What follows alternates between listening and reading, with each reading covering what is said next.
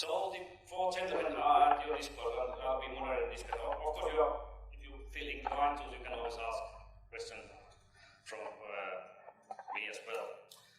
Please wait for the mic, so I'll be dishing out the turns. So try to keep your question very, very sort of brief, compact, go straight away to the point. Or to the question, rather. And please wait for the mic so that everyone can hear.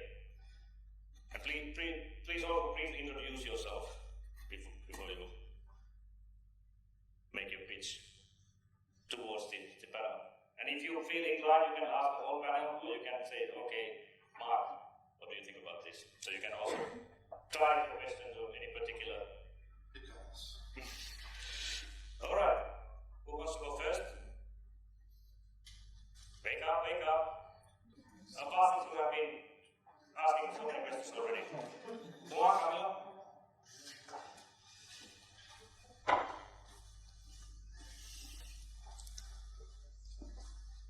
Hi, I'm Camilo. I'm a student here in the University of Oulu. I have a question to Alatalo. Yeah, you mentioned you have been running a lot of studies here in the city of Oulu, and the idea, one of the ideas was to solve like city's problems. But you also mentioned Oulu doesn't have those like big city problems. So my question is like, what is your approach to actually try to solve these problems? Like, is there some kind of simulation of the problems in Oulu, or solving the problem and then extrapolating them to other cities? Like, introducing crime, isn't it? Yeah, we have some harmless crime like graffiti, so we could perhaps simulate that with that. But yeah, thanks. I think it's a great question and something that really troubles us. At least me quite often. So yeah, one is that sort of as a businessman, and I think for many of the businesses here, the idea really is that the market is somewhere else. So if we can develop something here that then helps in Mexico City or Istanbul or somewhere, then we have a lot of users for our apps. So kind of there's no market here anyway. So in that sense, this is just a place to develop things. But of course, at the same time,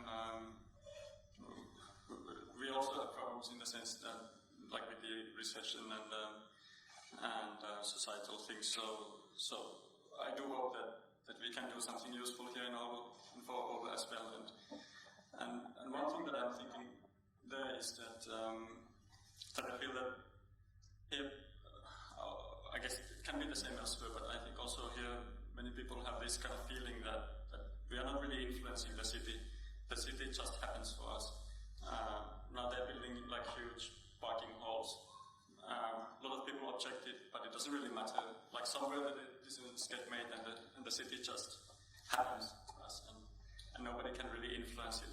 And I think that really, for the young people, like they get alienated from the society, and I don't think many people really here feel that this is like our city and we are somehow creating this. So I think that's one problem that I hope that we can try to tackle here in Oulu, that with this sort of, that we create the city, and hopefully we get to do pilots for that. And always kind of small and simple, so here we might actually be able to pull off some kind of city planning like that. But then for these big problems that are elsewhere, perhaps we, for example, do some nice things for traffic or mobility that is not really relevant here, but then it helps with the traffic problems in Istanbul or on somewhere. So that's kind of the twofold view that I have. Thank you. All right. Gentleman there in the middle. Thanks. Hi, my name is Jimmy. I'm from Montreal. I also work I'm in charge of the open data 3D model of the city of Montreal, so I'll return my question to you. We try to open those data for citizens to participate into city planning, so a little bit like you have for the feedback style. Is there any opportunity in terms of, in the planning management? Is there a stage where people can be involved, or it's more when the project is already designed that you can use this platform? Tony, I can take this. Yeah. So what we have been doing here is so there have been a conscious initiative by the City Oulu Technical Center towards participatory urban planning. So City of Oulu is now busy. People are busy building the Hiukkavaara suburb. It will be a home for 20,000 people on the east side of the city. It used to be a military base, but now it has been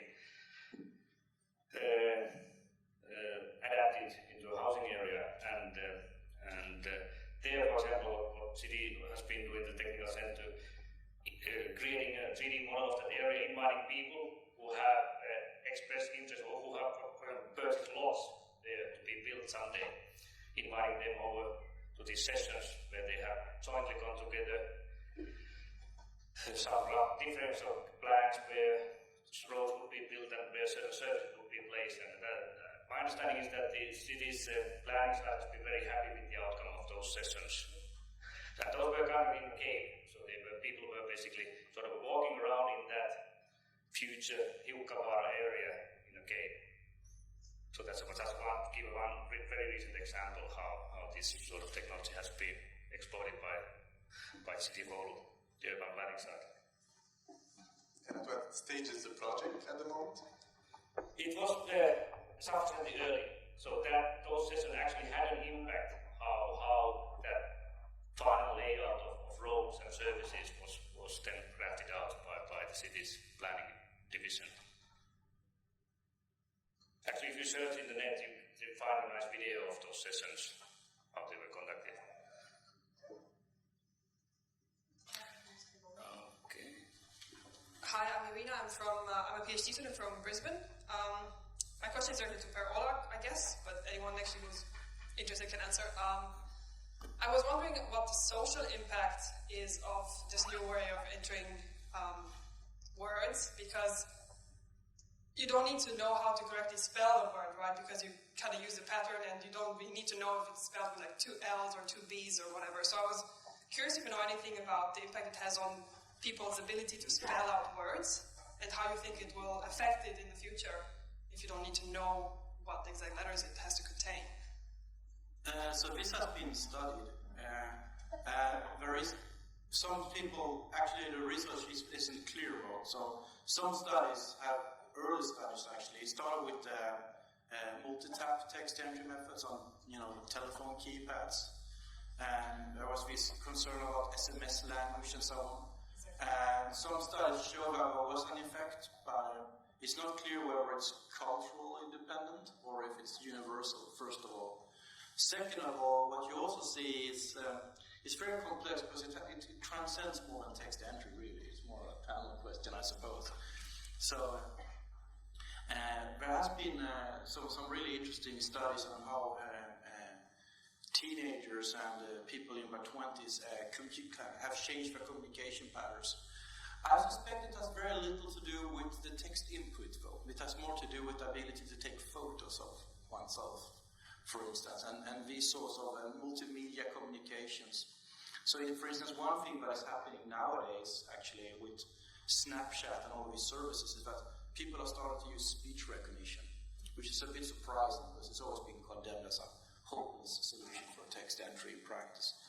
But actually, it turns out it's quite fine as speech recognition has evolved, and it's actually quite fine for a casual message where you don't really care if it gets it completely accurate. So there are many dimensions here. And yet another dimension is actually that people are losing the ability to handwrite. And you could argue that you're losing some information there, for instance, almost prosody, right? So you have prosody in your speech and you have a similar prosody when you're writing, where that's a part of your personality in your handwriting, but gets erased in digital text. So I think it's a very multidimensional problem. So I can't give you a straight answer because I don't think anybody really knows. But yes, is communication changing? Yes, casual communication is certainly changing. Is formal communication changing, though, in terms of emails and so on? I'm not so sure. Thank you. Gentleman there, Rob. Rob Mitchell, University of Southern Denmark. I really like this question over here because my name actually has 2 B's and 2 L's, and I suspect I'm the only one in the room that has that. But my question is, it's actually to all the panelists, and I'm curious if, based upon the presentations from your co-panelists, any exciting opportunities at the intersection of your different areas of work. For example, Per, Ola, and Floyd could make a Scrabble bodily thing, or any others. Yes.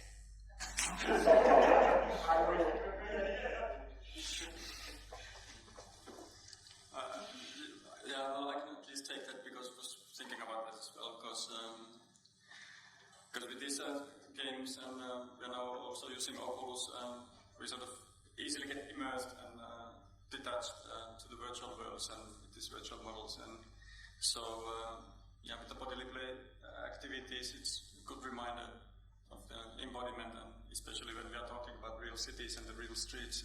If we can take the games to the street level perspective, can be even more important to actually go to the streets and do stuff there, and perhaps think of that kind of interactions.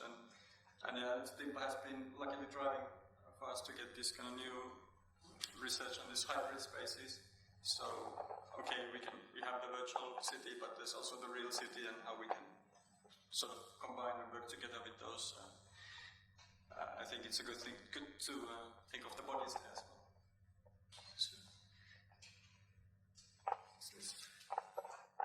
Alex. Oh, sorry, there's a lady in the back. Sorry, Alex. Hi, I'm Saba from the RCA in London. I had a question regarding open data, because at some point I think you mentioned the kind of free market of people creating civic apps, but I was wondering whose responsibility it should be to develop these, because in terms of thinking about a business model, a lot of startups using open data always have to have in mind kind of a profit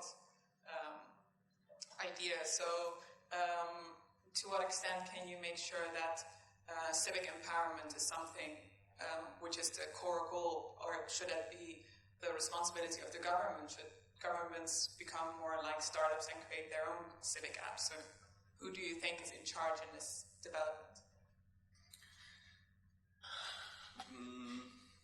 Well, certainly the public sector and the governments have a role, and I think that the more they can do and help, it can easily be for the better. But I think there's always room also for sort of external activities just by individuals and groups and people and so forth. And about how to make something a business, I wouldn't be too worried about like mixing even like money and little income to some like private apps even, because I think it works really great in the games industry, because at least when the market is big, the prices can also be cheap. So how I feel that if you take some game from the App Store, and okay, there's like a button that you can give 50 cents or something for the developer. To me, that thing is like going to a rock concert and cheering that, hey, there's a good band, like take 50 cents. It doesn't hurt anybody to give 50 cents. And if you create somehow some kind of participatory city app and you make it worldwide and many cities and many people are using it, then if you get enough of those 50 cents and you're also doing good service for the civic society, I don't see, like, I think that can be good too, but at least in Finland, and I think in many places, even the law already says that the government has these responsibilities and the cities have these responsibilities, and the more creative they can be with the new technologies, and the more they can do, I think the better. But I think it always leaves room for sort of private activities as well. So. Mark, do you want to elaborate on this? Yeah, I think it's a really good question. I think there is also another emerging approach, which Some people are investigating vis-a-vis specific platforms, such as data brokerage platforms, where you have something like what used to be called PatchBay. It's now Zyli or Cosm, whatever the current incarnation of it is. Started by Usman Haque a number of years ago, right? And they're the model, and it's something he's very, very actively promoting, is the idea that the service is free and open to everyone, but if you want to make your data private that you're sharing on that's when it costs something, right? But I think that's an interesting proposition. Again, it's highly platform specific, right? So it doesn't work in all cases in all ways. And so if you're dealing, for example, with a municipal service which is providing open data about let's say crime stats, right? It becomes really quite interesting when you're in a neighborhood where you're paying to have your crime stats in your neighborhood lower, right, or in private, so that your property values remain high, right? But I think it's these interesting dynamics which that question comes up. It'd be interesting to explore what other possibilities there might be in terms of monetizing these platforms, right? Not necessarily the data, but the other platforms. Mohammed.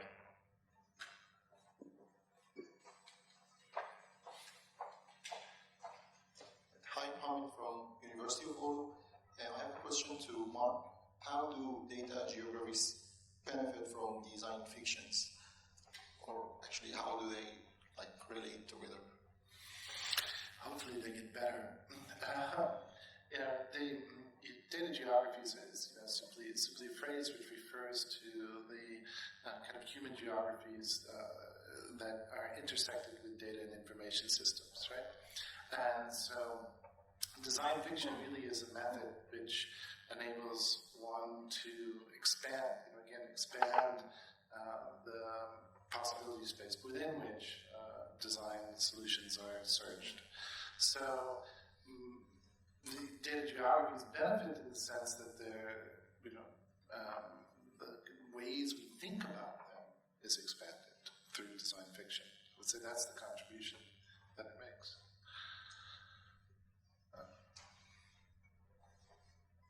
Is it about visualizing the data in a way Oh, I see. No.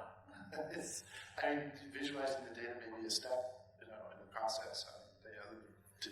Anytime you're dealing with a data set, one of the first things you're going to do is visualize it in many different ways as part of the process of discovering what that data can and tell you. But ultimately, I think it's more a question of understanding how our lives intersect with data and in what ways that, particularly lately, how data becomes a hyper-politicized condition that is in some ways very leaky, that is in some ways liable to overexposure in ways we're only beginning to become aware. Right? So design fiction can begin to play out some of the implications of this and design for them. Right? Furkan first, and then the lady in the back, and then Seyun.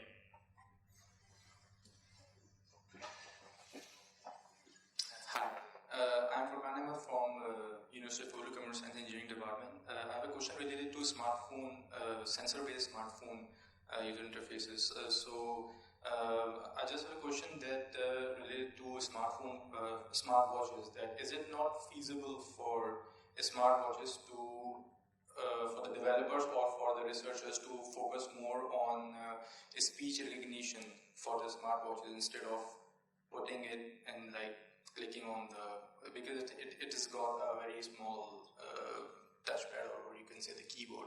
So in that way, the speech recognition will get more mature, and maybe many algorithms will come in that way that will make the speech recognition more mature for the smartwatches instead of typing or something. So it's an interesting question. I think I sort of agree with you 50% or something like that. First, let me note it's kind of interesting with speech recognition will solve everything, because I've been hearing that for 15 years, but It hasn't really done that. Second of all, I don't think it's an either or, right? So I think the future, when it comes to text entry in particular, is going to be flexible text entry, multimodal text entry. You can do whatever you want. So you can piece modalities together. So if you want to use speech recognition in your smartphone, that's great, and you should go ahead and do that. I think most people would want to change their modality to something they're very familiar with, which is typically typing on a touchscreen keyboard, or using, or speaking, or handwriting, or whatever it is. I think people should be able to do that and combine that so it suits our particular needs for particular situations. So, in terms of what researchers should work on, I think it's a fallacy to think about if we direct every researcher to solve cancer, we will solve cancer. It doesn't really work like that. In fact, what you want is diversity. So I think it's fine that the speech recognition guys, like there's a great group in my department, are focusing on getting the error rates on traditional speech recognition systems going down. But other people need to explore other opportunities, and the more diversity you have in research, the more you broaden out the design space, and the more likely you are to not miss out on a great solution. Actually, I have another question related to design fiction. My question is that are there some startup companies or some big companies working on, or they have developed some very useful or some famous applications based on design fictions, or is it only in researches or only in papers or something? Well, it's important to emphasize that it's a design fiction is a method, so it's a way of going about doing design. It's practiced in many different contexts. Both Julian Blinker, who has written quite a bit about this, works for Nokia in LA, right? So it operates both in a research context and within a commercial context as well. For all design, IDEO, there are companies that draw on that, for example, heavily.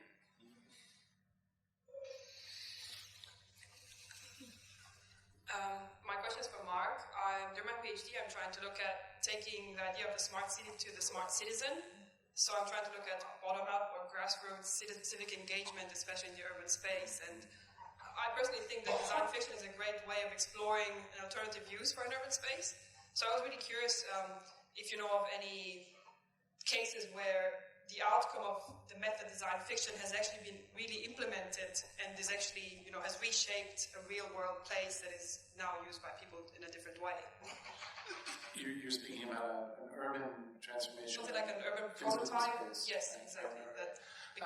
There was this great show titled Actions, What You Can Do for a City, that was exhibited at the Canadian Centre for Architecture in 2009, I think it was. And in this, there were 101 different kind of prototypical propositions for things you can do in urban spaces. And I think a number of them, one that, 2009, this is 6 years ago, it doesn't seem like such a long time, but in fact, it is in this space.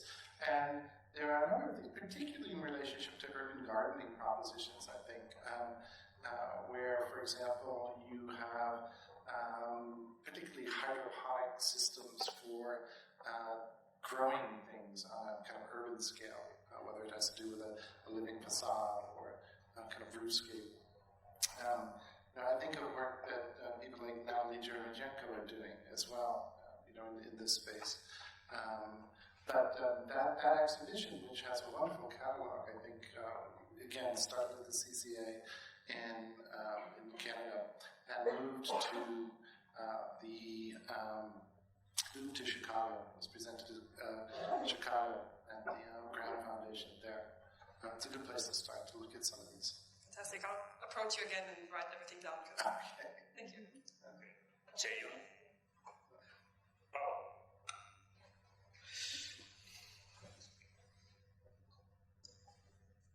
Hi, I'm the master student in the University of Oulu. I have 3 questions to Mark. One question for the data graphic, do you need to cluster data? The second question is that what kind of data do you need to cluster in your field? The third question is what algorithm do you use for clustering data? Okay, so let me just repeat the questions back to make sure. Let me repeat them to you. So first, do you need to cluster data? That's true. And the second one? What kind of data do you cluster? What kinds of data? And the third is their algorithm that you use. These are really good questions, but they're highly dependent upon what you're trying to listen to or look at, right? So, if you're looking at aggregate conditions, like traffic, for example, or pedestrian activity, or things like that, then it becomes, of course, important to look at it. You get a different picture of the situation. And is there an algorithm? No, there's not one single algorithm, right? So, I would say it's highly situated in nature, and as a result, there's not one way to answer any of those questions. Okay, thank you. Lady in the back, and then Denzel after that. Okay, Denzel first, and then the lady. Oh, you have one. Oh, excellent. Okay, Denzel, you wait. So me? Hi, I'm Heather from the Queensland University of Technology in Brisbane. My question's to Mark. I think design fiction is a really interesting space. You referred to Dunn and Raby's work in your talk, and I'm wondering how you differentiate design fiction with its relatives, critical design and speculative design. That's a really good question. Dunn and Raby will refer to their work in terms of both critical design, like their AB manifesto, I think is pretty clear about that. But most recently, their book deals, we're trying to frame it in terms of speculative design. I think design fiction has a different mode of, let's say, outputs. Generally speaking, it's communicated through video clips, right? Much of Dunn and Raby's work is, I think, best understood in terms of the artifacts, right? And so I think the differences between these terms are let's say, very fine differences, and generally speaking has to do with how the work itself is, the outcomes of the work are presented, right? You have design fictions which are, novel or critical in nature, one could say. But at the same time, you have speculative design, which is both communicated through video clips and very critical in nature. So, different shades of the same practice. Hi, Denzel Ferreira from University of Oulu. I had a question for you about the data analysis. Not necessarily the data analysis, but about being able to extract information from the data that you have in a large scale. Is there a set of tools that you use, that you go first just to start exploring the data? Because I know there are a lot of visualization toolkits. Sure. So is there a set that you are comfortable with and that you know for sure will be able to give you a quick glance at the data? And what tools are those that you would recommend? Yeah, sure. So it really depends upon what it is you're looking at. So for example, if you're looking at something that changes over time and you're basically talking about time series graphs, right? In that case, if I'm doing something for the web, I love working with D3. D3 is a JavaScript library which binds well to documents, right? And being somebody who works a lot, in the kind of interface side of things, I think JavaScript lends itself to a lot of these things.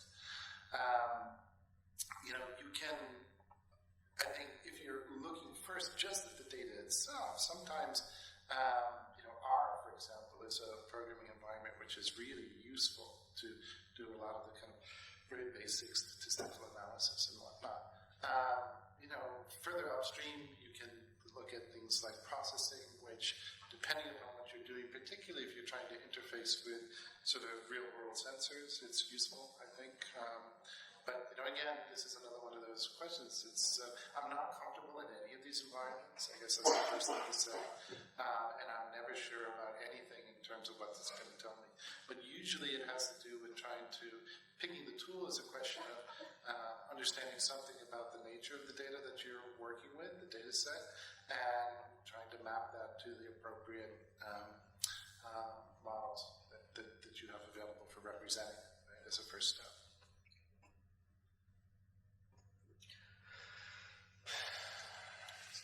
The same task, but still, okay, this is your last one. Okay. So, my question has many parts. No, I'm joking. So actually this summer, I'm hosting 2 fellow researchers from Italy who are actually lawyers. So for all the horrible things of EU funding, one of the nice things is you can interact with these people from completely different disciplines.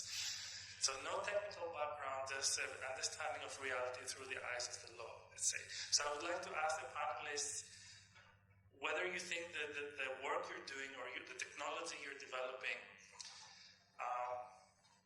might have some effect on law, or whether some laws need to be changed or updated to keep up with the work that you're doing.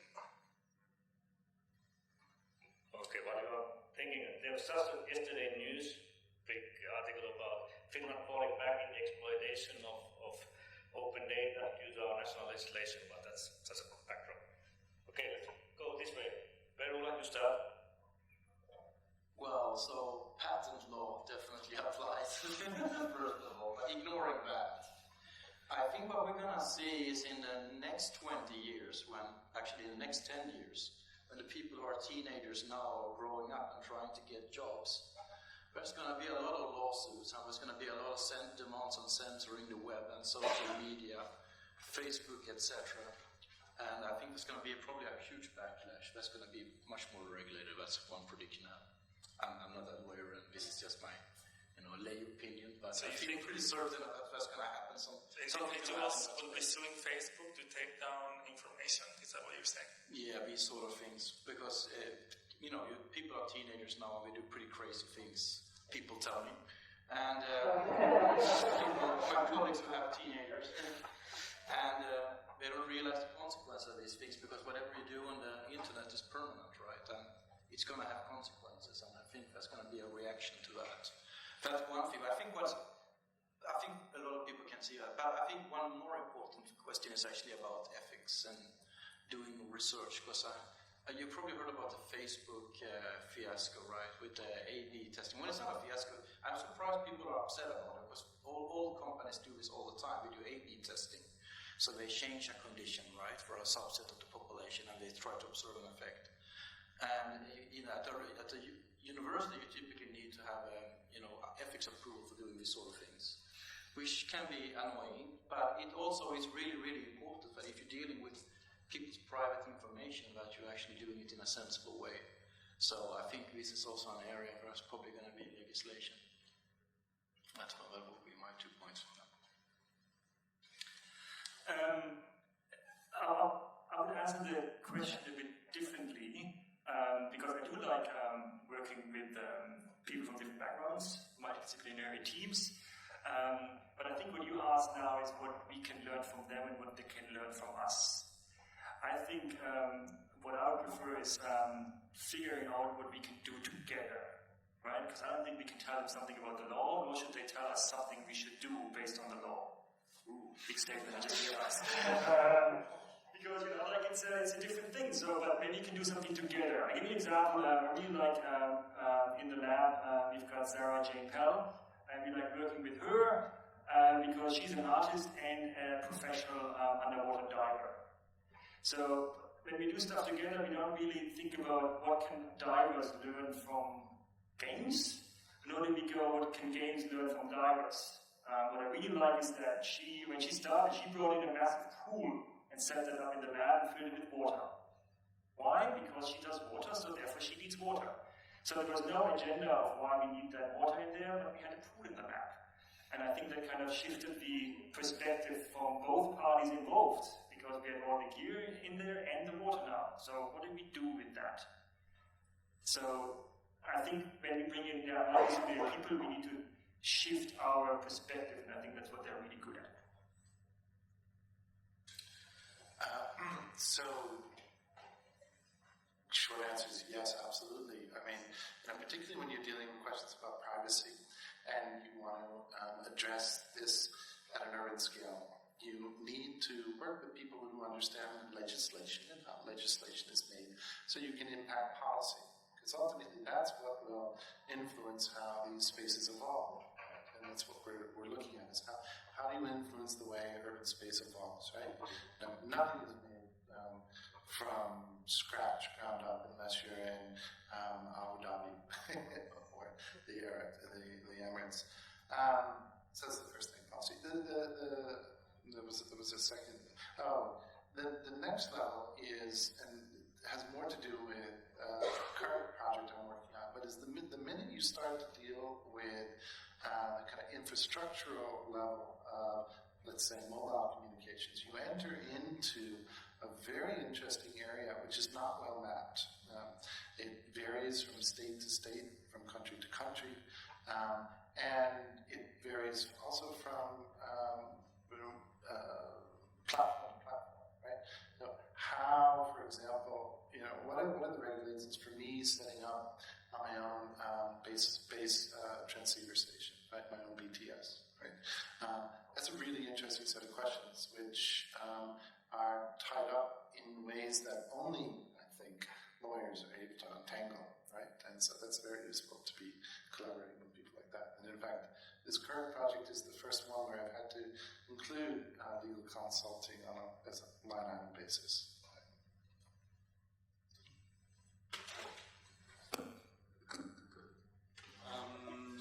Yeah, I also have basically 3 points about this, but I try to be brief. So first of all, coming from open source, and what also implies in the funding application is calling an open innovation platform. What we are basically trying to do with the gaming virtual worlds and smart cities or like virtual cities platform. I would summarize it so that if we take the kind of standard practice in open source, where we simply pretend that software patents do not exist, then we are fine. And so far that has worked, I mean, for the past 15, 20 years. So that's one part of it. Okay, if that strategy breaks someday, then we need lawyers, I guess. Then the second thing is related to the question that who should be driving this like civic engagement, service development and apps for city design and all this, where I see also this, and everybody sees this opportunity for also private businesses. Then of course we get these responsibility problems that okay, if some student makes a great service using some open data, but then there's a bug and somebody gets wrong data. These kind of responsibilities probably already has happened, some kind of these messes. So that's something where it would be really nice for us to be somehow clear. And what was my third point? Probably not that important. Time is money. Mohammed, you have had your chance. Anyone else?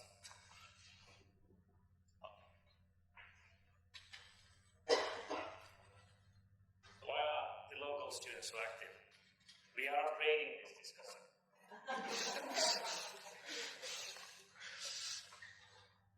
Out of town students, wake up, wake up. This is a golden chat. Of course, you will see this gentleman throughout the week here, so you will have ample chances to pull their sleeves. Okay, gentleman here in front. The mic is arriving. I have a question for Floyd.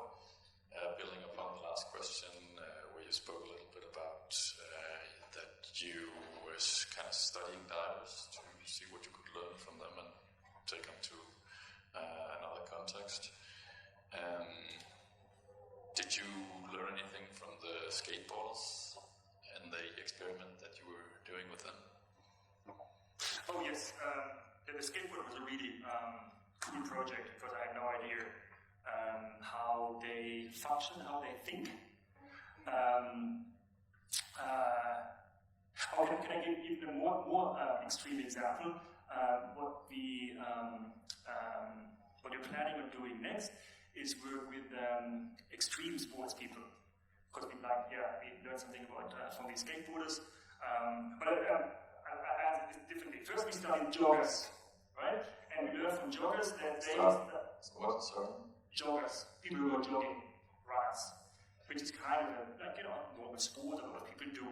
And we learned there's this interesting thing that when they start off jogging, they talk about, okay, I'm going jogging because my doctor told me to, so I therefore go for a run. And a lot of tools I think they developed support kind of that stage. But once you do that for a while, typically about 6 months, if people continue doing that, they don't actually say anymore, I am going jogging. They say, I am a jogger. Because it changed who they are. They come to a stage where, if I don't jog, I actually don't feel well. I need to jog because that's who I am all of a sudden. And I think that we haven't done really technology to support that stage. And I think skateboarders are even a more extreme case. I mean, that's their culture, that's the people they hang out with, that's how they see the world, skating. And the next thing we really want to do is extreme sports people. And we had a guy in the lab who does base jumping. Like when you jump off either buildings or bridges with just a tiny parachute, and you have basically 0.2 seconds decision making between I open the chute or I don't, and then I'm dead. And the interesting thing is how he talked about his passion is completely different to what I thought it would be. Like, for example, first of all, it's forbidden in Australia and most of other countries. So I thought always the jumping down is actually a scary bit. But he tells me, no, it's a big operation where he is actually parked at the bottom because as soon as they land, they have to go away from the police and detectives. So the jumping is only one part of the scary bit for them. But they thrive on that thrill so much, right? I asked him if he uses any technology during this process, right? And because he doesn't have a job, his only source of income is being a parachute instructor from time to time to get the money to travel around the world, to get to the best spots. He goes in the Alps in the summer when the wind is great, and then in South America when the wind is different season, great. And he said, he earns the money through parachute training, and he said that's the only time when I use technology, because before I go on and jump, I listen to Eminem on my iPhone to psych me up for the jump. So he's jumping out 10,000 feet and he needs music to pump himself up to get into the mood. Right? And I think we don't really understand how to support these type of passions. So I think that will be the next cool thing to do. Gentlemen there at the back. Mark, do you want to pitch into this? I just wanted to, sorry. Okay, go ahead. I just wanted to elaborate there. I was interested in you saying about the next level potentially would be to look at how these technologies could maybe sort of take us into a more subtle realm in terms of, passions, emotions, that sort of, kind of territory. And you mentioned about the helmets, and that the helmets would sort of, there was a point in the video where they said about wanting to kind of extend some sense of a personality, to read a person's personality in some sort of way.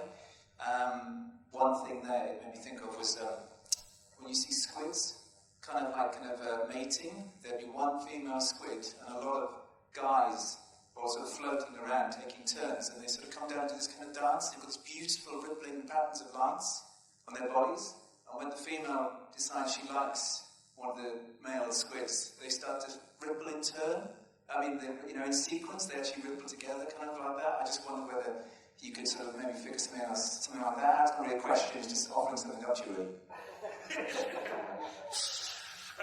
Again, that would be great. Thinking how to answer that. The reason why we like studying these passions, right? The extreme sport is like an extreme form of that passion, is because I think we can learn something about the other passions then in return. to push that envelope in that regard, because I think by, and you know, we're interested in interactive technology support that, we can maybe come up with new ideas how we support these other type of passions that we might be a bit stuck in terms of how we use interactive technology to support that when looking at these extreme cases. So, so looking at animals, for example, to support that, right? And Kyla was a really cool game for cats, right? So there's a whole community now developing games for cats at home. And I think that's also really interesting to support not only the cats, but also the cat owners. So you look at a particular group that has a particular passion to understand something about that, and then you apply it to others. And I think we can definitely, coming back to the helmet, we showed heart rate on the helmet, right? And of course, you know, get all the talk about, you know, what if you cycle by a member of the opposite sex or whatever sex you're interested in, and then your heart rate goes up. What does that mean then if you communicate that? Well, I think that could be very interesting. I mean, if I wear this helmet and just cycle through the city, and then a car cuts me off, and then my heart rate goes up because I'm scared, I'm aroused, then maybe the car driver kind of realizes that I'm in a different bodily state than he or she is, and maybe that facilitates a kind of shared appreciation of each other, and therefore contributes to a closer connectedness of being users of the same road, the same city. So by making that visible in novel and exciting ways, maybe we can facilitate a shared appreciation. Whether that's kids or cyclists, maybe we can learn from each other. Okay, last one. Time is money. Jenny from Mobile Life in Stockholm University. And I want to follow up this question because you are designing with extreme users, let's say people with extreme passions in sports. So I wonder how you design with the users, like how actually your design method, how do you kind of, they lead the design process, or you kind of observe them and then kind of to design for them? So how they participate in the technology and the services you provide? That's a good question. Methods questions. We don't have like a best or like, you know, our favorite approach.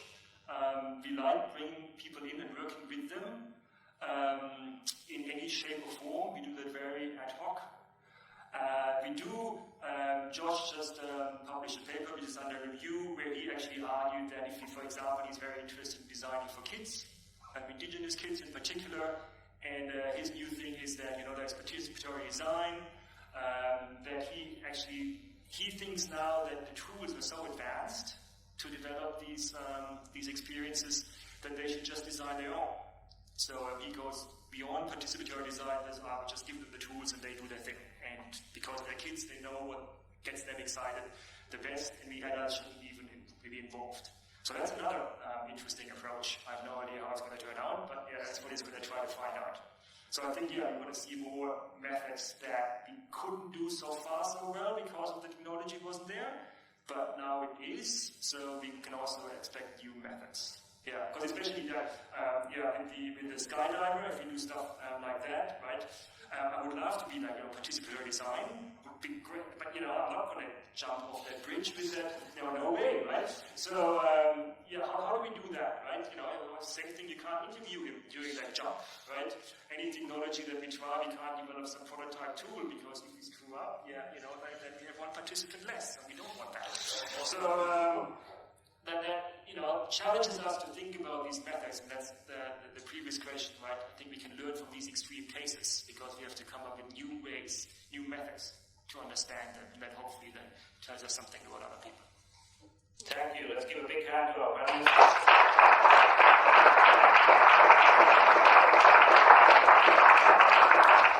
Alright, now summer school participants, listen carefully. So when we exit here, the front door, we turn all left and line up for a nice group photo. Will be taken and distributed to all of you. And then I will be treating the speakers to lunch in a fancy restaurant nearby. And And then the TAs, the art students, take care of all your respective workshops, make sure that especially out-of-town students get any help they need to get to find a nice place to have lunch. So there's a lunch break, and then we will meet again at 2:30 at our architecture campus on the other side of the marketplace and behind the construction site. So we continue there in the auditorium at 2:30. So before that 2:30, so try to arrive a little bit early to collect your, basically register yourself, collect your little registration kit and the badge and everything. So we continue there at 2:30. But first, we're going to group photo. Alright, see you there at the group photo.